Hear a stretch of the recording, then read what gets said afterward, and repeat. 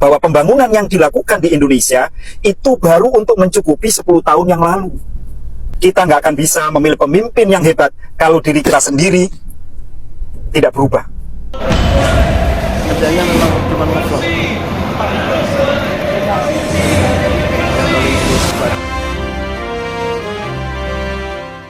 Assalamualaikum warahmatullahi wabarakatuh. Berjumpa kembali dengan Romplay Pratama. Teman-teman sahabatku semuanya, gimana kabar kalian? Mudah-mudahan kalian semuanya baik-baik saja beserta keluarganya di sana. Teman-teman sahabatku semuanya, buat kalian yang baru gabung, yang baru nonton video ini, silahkan di-subscribe dulu, di-like dan di-komen guys. Buat teman-teman sahabatku semuanya, kalian yang udah gabung support channel ini, terima kasih. Mudah-mudahan kalian semuanya diberikan keberkahan umur, keberkahan rezeki, dimudahkan segala urusannya, baik urusan dunia maupun urusan akhirat. Amin ya rabbal alamin. Teman-teman sahabatku semuanya, nih gue tuh ada satu lagi video guys, yang ini, yang gimana ya, ini seorang cikgu ini guru ya, guru kalau di Indonesia tuh guru yang mengajar sekolah Indonesia di Kuala Lumpur. Nah, jadi beliau ini udah lama dong, udah lama tinggal di Malaysia, udah lama karena beliau ini sudah mengajar di Kuala Lumpur ini udah lama, di sekolah Kuala Lumpur, di sekolah Indonesia Kuala Lumpur gitu. Dan beliau ini selalu memberikan cerita-ceritanya di TikToknya gitu, di sosial medianya gitu. Dan sekarang beliau udah punya YouTube sendiri dengan cerita-cerita tentang di Malaysia selama beliau bersama istrinya, bersama anaknya tinggal di Malaysia itu. Beliau selalu menceritakan tentang Malaysia. Dan kali ini beliau itu sedang berbicara tentang apa ya, pembangunan di Malaysia dan pembangunan di Indonesia gitu. Ternyata pembangunan di Indonesia itu masih jauh tertinggal gitu. Ya memang benar, memang masih jauh tertinggal gitu. Seperti apa sih ceritanya dari cikgu ini? Mari kita simak sama-sama guys, agar tidak ya penasaran gitu ya. Gimana? Kita tonton yuk. Ini dia guys, videonya guys. Biasakan nonton. Ini dia guys, videonya sampai guys. habis. Assalamualaikum. Sejauh pengamatan saya selama ini, Iya. bagaimana Indonesia membangun dan bagaimana negara maju membangun. Apa bedanya? Kalau negara-negara maju, kalau melakukan pembangunan, itu biasanya untuk mencukupi keperluan 5 atau 10 bahkan 20 tahun ke depan. Setuju. Contohnya di negara yang saat ini saya tinggali aja, Malaysia. Di Malaysia, selama pengamatan saya, dalam melakukan pembangunan, Malaysia itu selalu sudah memperkirakan 5 atau 10 tahun yang akan datang perlu apa. Contoh, kalau membuat jalan misalnya, jalan raya, jalan tol atau disebut lebuh raya itu ya, Malaysia sudah menghitung dalam 10 tahun ke depan jumlah penduduknya berapa, jumlah kendaraan berapa, sehingga memerlukan jalan sepanjang berapa kilometer, lebarnya berapa. Itu sudah diperkirakan. Mau membangun misalnya pusat pemerintahan yang bernama Putrajaya, yang sudah pernah ke Malaysia pasti tahu dong bagaimana model gedungnya, jalan rayanya. Itu sudah melompat berapa tahun ke depan, sehingga 10 tahun atau 20 tahun ke depan bangunan itu, landscape itu nggak ketinggalan zaman. Setuju. Nah, bagaimana dengan di Indonesia? Kalau di Indonesia ini, menurut pengamatan saya, justru bahwa pembangunan yang dilakukan di Indonesia itu baru untuk mencukupi 10 tahun yang lalu. Benar. Maknanya pembangunan di negara Indonesia itu sudah ketinggalan Banget. Contoh, membangun jalan raya. Pembangunan jalan raya sudah sangat tidak seimbang dengan pembangunan industri dan perumahan. Juga apalagi kalau dibandingkan dengan jumlah kendaraan. Program pemerintah mengadakan mobil murah, tapi tidak diimbangi dengan membangun jalan raya dan lain sebagainya. Ledakan penduduk tidak diimbangi dengan fasilitas umum lainnya.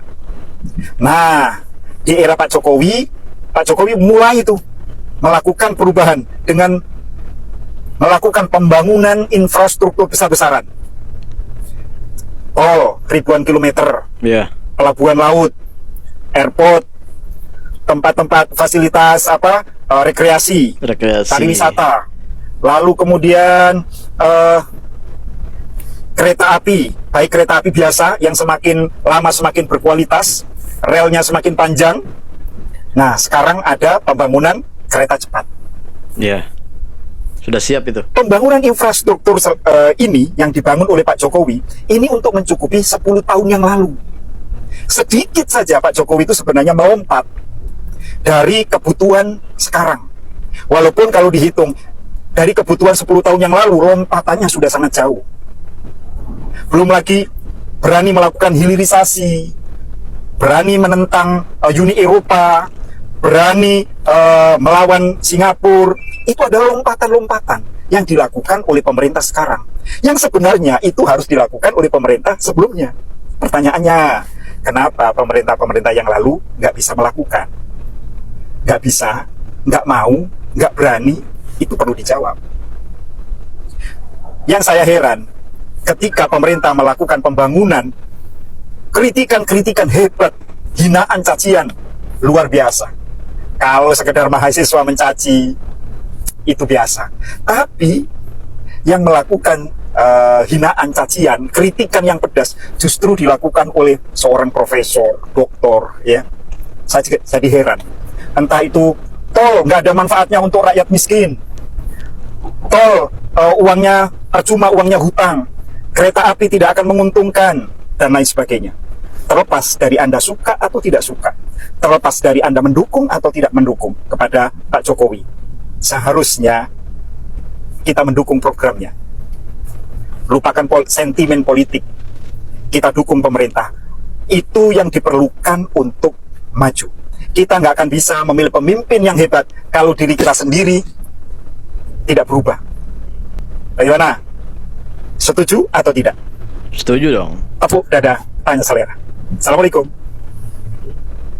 Waalaikumsalam warahmatullahi wabarakatuh. Iya, benar. Ternyata di masa pemerintahan Presiden Jokowi itu menutupi kebutuhan 10 tahun yang lalu gitu. Sebenarnya sudah jauh tertinggal kita. Sudah tak jauh tertinggal gitu. Gini, pencapaian itu memang harus kita syukuri. Memang harus kita apresiasi gitu. Kita tidak bisa memungkiri itu semua. Memang iya, kita sudah Indonesia sudah sedikit untuk maju lah gitu, sedikit untuk melangkah lah gitu. Tetapi sebagai negara yang besar, negara yang mempunyai sumber daya alam yang sangat besar, cukup besar, bahkan lebih besar dari Malaysia. Kalau kita bandingkan kekayaan alam kita lebih besar. Untuk pariwisata misalnya, kita jauh lebih besar dari Malaysia. Hanya saja di sektor pariwisata itu yang perlu diperbaiki, yaitu dari segi pengangkutan umum. Karena nggak semua orang yang datang berwisata ke Indonesia itu membawa kendaraan. Kan nggak mungkin yang dari Malaysia bawa mobil, bawa kereta, bawa moto ke sana. Kan nggak mungkin gitu. Pasti menggunakan kendaraan umum atau angkutan awam lah gitu. Jadi itu yang harus diperbaiki dari sektor pariwisata kita. Wisata kita jauh lebih bagus, lebih banyak, jauh lebih bagus wisata alam yang murni bukan buatan ya. Itu jauh lebih banyak di tempat kita.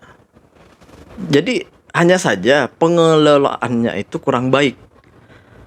Masih kurang baik sampai sekarang gitu. Masih jauh sama Malaysia. Jadi infrastruktur itu udah bener. Jalan dibangun di mana-mana udah bener. Cuman jangan hanya jalannya aja dibangun. Kalau hanya jalannya aja dibangun, tapi kendaraan umum di sana nggak ada, masa iya wisatawan asing datang ke Indonesia tuh mau bawa moto, mau bawa kereta sendiri? Kan nggak mungkin, gitu kan? Itu yang pertama. Masalah kendaraan awam angkutan awam lah gitu ya. Di Malaysia bagus banget udah pembangunan infrastruktur awam gitu, angkutan awam itu sangat bagus. Bahkan terstruktur banget, bagus banget gitu. Bukan hanya dari tampilannya, tapi juga kita mau kemana-mana itu enak gitu. Jadi wisatawan asing atau pelancong asing yang datang ke Malaysia tuh mau kemana-mana itu enak. Ke tempat wisata manapun enak kalau di Malaysia itu. Tinggal naik bus atau MRT, LRT atau kereta api gitu. Apapun itu enak banget. Karena terintegrasi dari satu dengan yang lainnya itu terintegrasi banget gitu. Gampang lah, enak gitu. Di tempat kita itu masih kurang. Kita harus akui itu masih kurang. Jauh ketinggalan kita dari infrastruktur. Juga dari dari orang-orangnya juga. Orang-orangnya itu, maksud saya orang-orangnya itu memang nggak semua tempat itu nggak seperti itu. Tetapi sampai sekarang itu masih ada dan banyak sekali orang-orang yang dari luar negeri itu, orang-orang yang dari luar negeri yang melancong atau berwisata ke Indonesia itu banyak beredar video. Ya dulu nggak ada video, tapi di berita-berita udah banyak sekali gitu. Banyak orang yang kena tipu sama orang-orang yang ada di sana gitu. Banyak yang memanfaatkan situasi karena orang jauh, karena dia nggak tahu gitu, jadi dimanfaatkan untuk kebutuhannya, untuk untuk mengambil uangnya lah gitu. Memang tidak secara langsung mengambil uangnya gini, tapi menipu lah gitu, scam lah gitu ya. Seperti itulah kira-kira gitu. Jadi itu yang perlu diperbaiki. Caranya gimana memperbaikinya? Jangan hanya ditangkap, percuma ditangkap. Beneran. Mau ditangkap itu percuma. Mau nangkap 10 kali, 20 kali. Kalian pasti udah tahu lah gimana di Indonesia itu. Solusinya hanya satu. Siapkan mereka lapangan pekerjaan. Insya Allah akan berkurang. Walau ya gue nggak yakin nggak akan habis total, nggak. Tetapi setidaknya akan berkurang. Karena kejahatan baik itu begal maupun pencurian atau apapun, penipuan, scam atau apapun itu, semuanya puncaknya dari penghasilan, dari pekerjaan. Coba lihat orang-orang yang punya pekerjaan, punya penghasilan tetap, dia itu malas memikirkan orang lain, malas berbuat sesuatu yang nggak penting gitu, yang yang menurutnya ya buat apa itu gitu, pokoknya yang nggak penting itu malas. Jadi intinya kalau mau bagus ya siapkan lapangan pekerjaan. Kalau mereka nggak mau kembali lagi seperti itu, kejahatan itu nggak terulang, ya siapkan pekerjaan. Percuma mau ditangkap, mau dipenjara, mau percuma. Keluar dari penjara mereka akan kembali lagi karena mereka nggak punya pekerjaan. Yang mereka tahu hanya seperti itu. Sayangnya di penjara kita itu kurang dari pelatihan untuk bekerja gitu. Setelah di penjara ya nol, nggak punya pengetahuan untuk bekerja lagi, mau kerja apa, jadi bingung. Ya terpaksa untuk kembali ke jalur itu lagi gitu. Nipu, perampokan, ya gitulah, scam apapun itulah. Kejahatan lainnya. Karena nggak setelah keluar dari penjara itu nol, nggak punya pengetahuan apa-apa dan nggak punya jalur untuk bekerja, mau kerja apa tuh bingung karena nggak ada lapangan pekerjaan. Tapi kalau ada pekerjaan, ada penghasilan, saya yakin akan kurang itu semuanya, kejahatan seperti itu. Itu berpengaruh banget loh sama wisata di tempat kita. Iya, kita perbaiki tempat wisata kita itu bagus. Memperbaiki jalan-jalan semuanya, infrastrukturnya bagus. Tapi kalau yang satu ini masih ada, orang malas mau ke sana. Juga transportasi umum atau transportasi awam ya, angkutan awam gitu. Itu kalau nggak diperbaiki, malas orang mau ke sana. gitu. Saya yakin kalian juga pasti setuju dengan ini semua. Bener guys, itu kekurangannya. Di Malaysia udah terstruktur banget gitu. Apa pengangkutan transportasi awamnya, transportasi umumnya tuh jangan bagus banget. Apalagi sama orang-orang yang orang-orang Malaysia.